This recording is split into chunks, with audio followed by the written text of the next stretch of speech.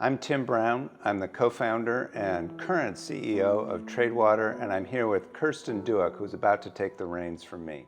Kirsten, you've got such a broad background, a really interesting background in impact investing and enterprise development and philanthropy. Tell us a little bit about what drew you to Tradewater. The nature of the work is so significant in the world. The march toward climate change is accelerating. Because we go after the most harmful super pollutants, we actually have the opportunity to bend time in favor of slowing that climate change. When you think about taking on this role, what are some of the more pressing issues related to climate change that you'll be facing?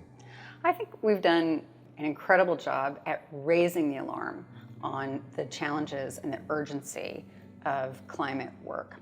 Tradewater is in a position to take a headlong run at the most important aspects of that. By focusing on super pollutants, it means that we have the ability to really move the field forward and do it in a way that also buys time for other actors in this field to do their work. And when you think about building out a global company, what are some of the lessons that you bring forward from your previous work? In my experience, bringing some systems thinking to a particular problem is a great pathway to both solving that problem really quite quickly, but also putting in place a kind of foundation or a kind of operating way of working. I love the stories that you've told me about finding those first cylinders, right? And that's very local, very up close work. I think we always want to hold on to and keep that spark and that excitement of doing the work close up. Those are the things that I'll be thinking about, and I know we'll all be working on together as we continue to scale, not only in our ambition and the scope of our work,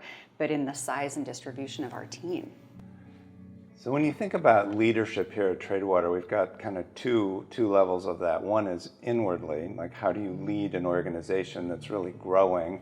And then externally, how do we lead in the climate space? What comes to mind to you as leadership and being a good leader? We get up every day thinking about how we're going to save the planet.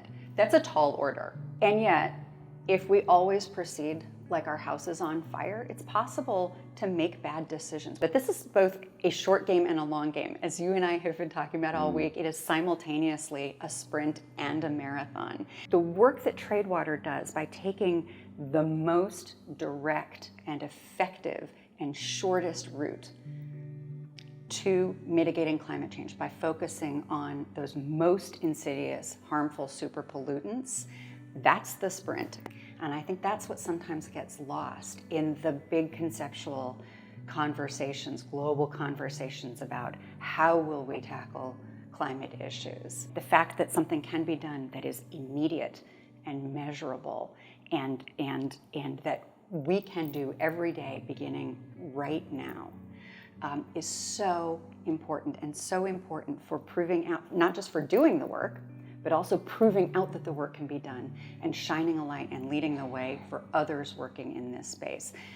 That, to me, is an essential quality of leadership. Not only walking the walk, right, and sort of moving from concept to execution, but also demonstrating to others that it can be done and leading the way for them.